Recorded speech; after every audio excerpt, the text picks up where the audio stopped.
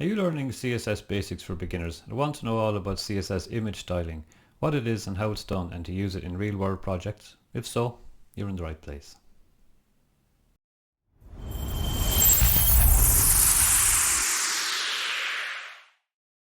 Hi, Martin here from MDP Web Development. Today we'll be working on a project that we'll use as a reference project throughout the Web Development for Beginners playlist. Don't forget to check out the playlist from the start to get a better understanding of HTML and our reference project. It's updated each week with new videos. Be sure to stick around to the end to see how to get the project files on GitHub to use throughout this playlist. I'll link to important videos there also. There's a link in the description down below to the GitHub repository where all the source code is. Let's get started. Before we go on, be sure to watch the Visual Studio Code Editor video. It explains how to get and set up VS Code for use in the Web Development for Beginners playlist. And also watch the video on creating your first web page. I'll link to them in the description below. Here's a summary to get you started. First, create a folder on your desktop and call it Reference Project. Next, download and install Visual Studio Code Editor for your operating system from the link in the description. Open VS Code, then open this folder and create a new file called index.html. In the file content, type an exclamation mark and hit enter. This should create a new standard document for you. Open the file from the desktop folder and it should be a blank page as we have not put any content in it yet. If you get stuck, just watch these videos first. CSS image styling. Images are a very important part of the internet. Hence, we can do whatever we want with them with CSS. One important thing is border radius, or make the image corners roundy. You might see this on some photo galleries and thumbnail images. The corner of the picture isn't actually sharp and square, it's actually roundy. Image width and height are very important. They can be set in the HTML attribute, as we've seen already, and you can also set them in CSS if you want to do some quick tests to show the size of an image or a placeholder for an image. Responsive images are crucial to the internet in the present modern day. This means the image adjusts with the screen size. If you don't set a responsive images class on an image, it simply stays the large size. When you resize your browser, the browser has to scroll back and over to see the image. If you set the image as responsive, it shrinks as you shrink your browser, so you still see all the image. Image opacity. This is a cool effect where you can make the image semi-transparent. You can make a cool image in something like Canva, a graphics program, and put it on your website and then set the transparency to 0.5 or 0.9 or 0.1 to make it look cool. We can see here we have a cute image. On the left we can see the CSS. We have the img image tag element specified. We can see the maximum width set to 100%. The reason we do this, if you don't set a maximum width to an image, and if someone uses a very large screen, sometimes if the image is set to responsive, it can stretch to fit the screen. And of course, if you stretch an image bigger than it's supposed to be, the quality will degrade and the image will look fuzzy and grainy. So with the max width set to 100%, if you increase your screen size, then the image will stay at 100% of what it's meant to be. And we can see on the bottom then, height is automatic. That's a handy shortcut. You can set the width and then just forget about the height, set it to automatic, which just means the height scales to the width so the image looks fine.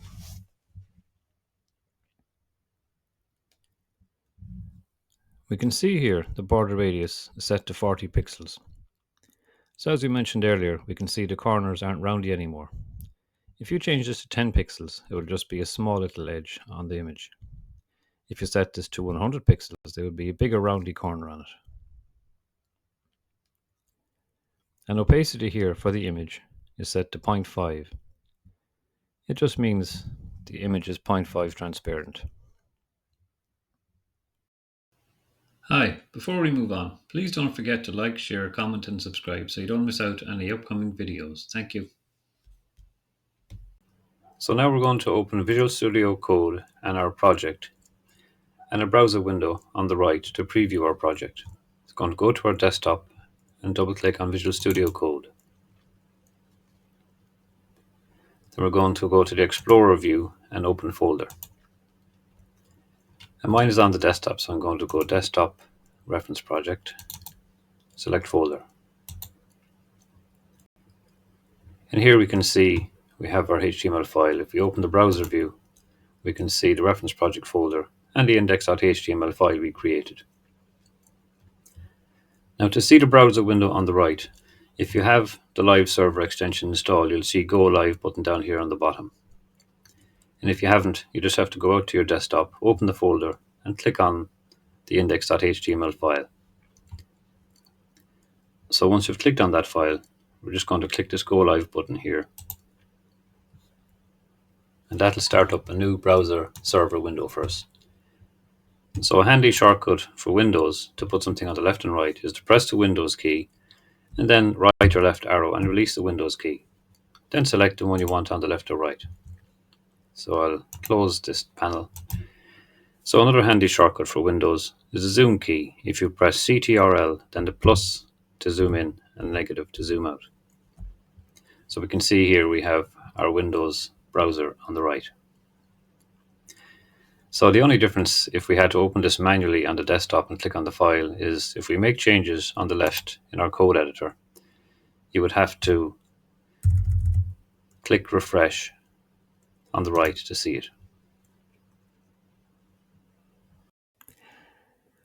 So let's go ahead and create some styles for our images that we have on our web development reference project. We can see on the left we have VsCode and on the right we have our browser window. So to start with, we can see that the images are set to a certain size. We can check that in the HTML. We go into our index page. I'll open up our CSS page as well. We can see here our image, our banner on top. And the placeholder for the image is set to 1900 pixels by 150. So we can see on the right, we have to scroll back and over because the image takes up the entire width of the page. Ideally, we want the image to resize every time the page resizes and changes shape and size. So let's first start with creating a responsive class for our images. We can apply this to all images then that we want to be responsive.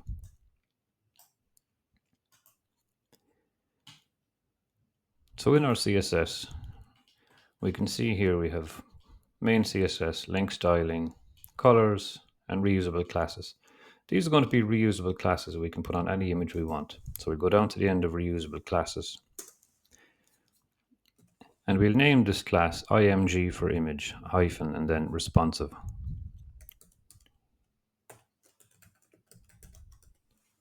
Open and close curly brackets. So with this, we want to set the maximum width that our image can go to 100%. As mentioned before, if it's over 100% and someone has a large screen, the image will expand to fit the large screen and the resolution will be very poor. The image will look grainy. So we want all our images only to go to their maximum width. They can always go less than that, of course, if the screen size is smaller. So we'd say max width 100%. And then what do we do with the height? Well, there's a handy property called auto, so we can just set the height of the image to automatic to auto. Height, auto. In other words, whatever width the image happens to be through whatever browser the user is using, just set the height automatically to auto. Now we have our image responsive class here. Now let's apply this class called img responsive to images we want. So let's go back into our HTML document. We can see here in the header, we have the banner.jpg image. Let's apply the class to that. We'll make some space here and we put the class at the start so that we can easily see it like this. Just after the source. So we'll go class equals, and we call it img-responsive. And we click save. You can go File, Save, or CTRL&S in VsCode, or refresh on your browser if you don't see changes. And we can see now that this image on top, the banner image, fits completely inside our page. And of course, we still have to scroll back and over because there's other images we don't have the image responsive class on yet. That's cool. So let's reduce the size of the other images now by putting our image responsive class onto them. We can see here in the HTML section, the image is very large and it's full size. So we go down to our HTML section. We can see here the images. So again, we'll put that img responsive class in the image tag here also. Class equals img, and you can see now we have it autocomplete in here because we've used it once already. We hit enter and save. Testing. Now we can see the HTML reference section image. So let's go ahead and it's whatever width we want it to be inside the screen. Then the other thing over here. Now of course we have to put the same CSS class and then the other CSS thing over image. here. Testing 1 2. So let's scroll down to the CSS class. We can see here the CSS image. So let's put the same class img responsive into that. Class equals img responsive and save. Again, CTRL&S to save on VsCode and refresh in your browser if you don't see the changes. And we can see here now our CSS reference image has resized to fit the width of the browser. So we have one last image left, the JavaScript one. So we'll scroll down to the JavaScript section, go into the image here, and we'll put the img responsive class in there also. And VsCode is autocomplete if we hit enter. Now we can see our JavaScript image also is resized. How cool is that? So now if we resize this browser window, if we zoom in and zoom out, we can see the images stay the full width.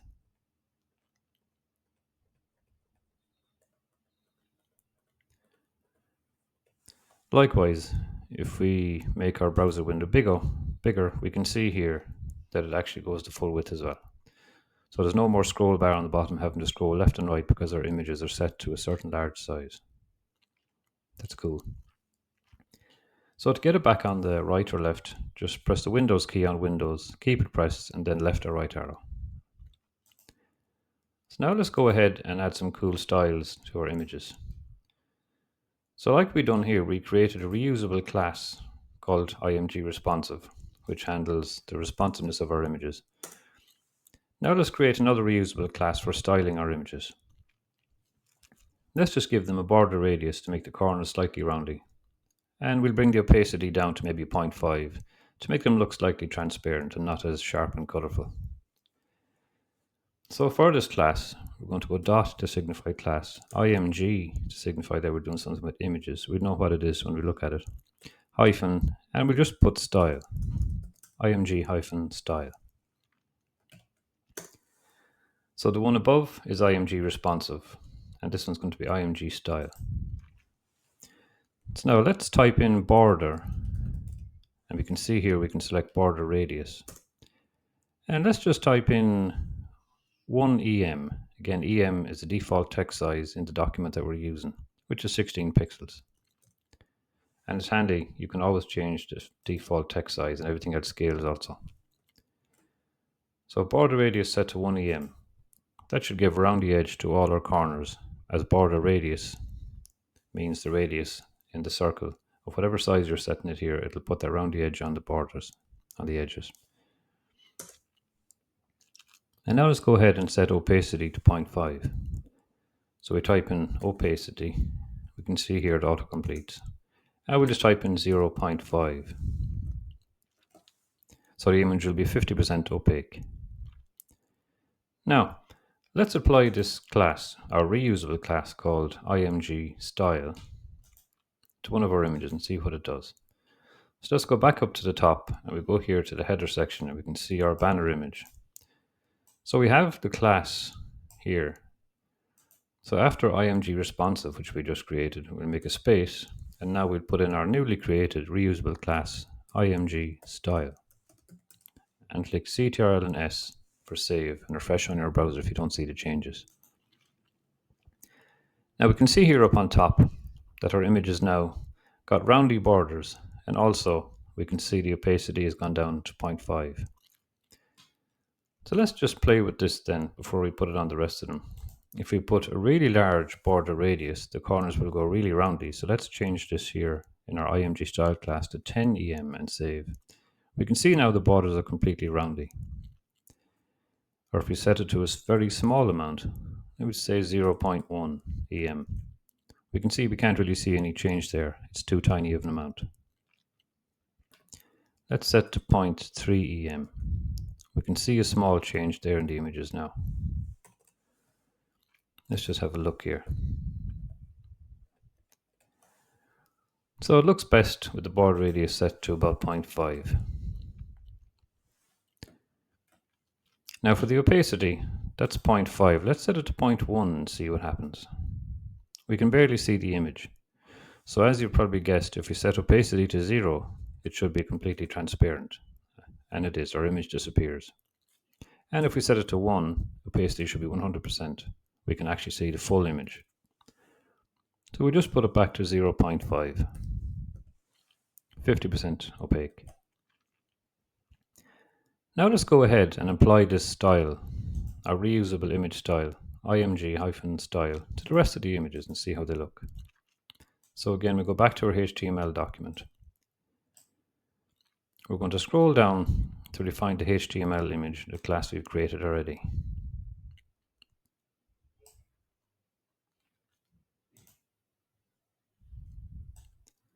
We can see the image here, so we'll go to the end of the image responsive one and put img style. We can see here VsCode. If we scroll down, as we've used it once, so VsCode knows it's there. So we can hit enter and save. And Ctrl and S to save on your project and refresh in your browser window if you don't see the changes. We can see now our HTML reference image has slightly rounded corners and has opacity set to 0.5. Let's apply that same class now to our CSS reference image. So we scroll down to our CSS reference section. Here's our image. We go across to the class. So again, we put a space and img style and save. And we can see the same effect there on our CSS reference image. How cool is that? And lastly, we'll do our JavaScript image. We'll go down to the JavaScript section, find our image, and scroll across to where we have the class. And again, img style here, and save. How cool is that?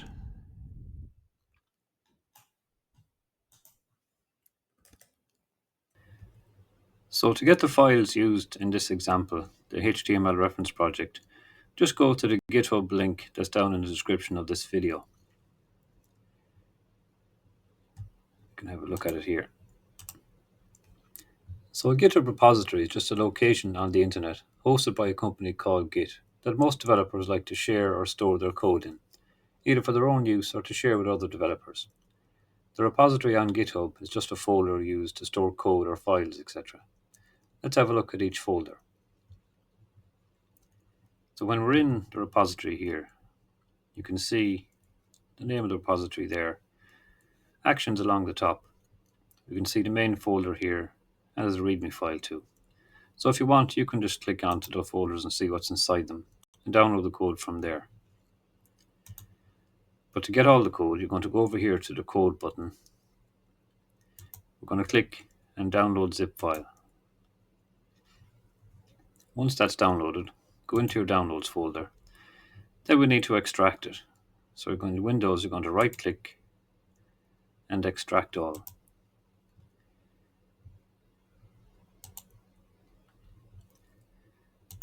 Now let's just have a look at these files in VS Code. So we're going to go to our desktop.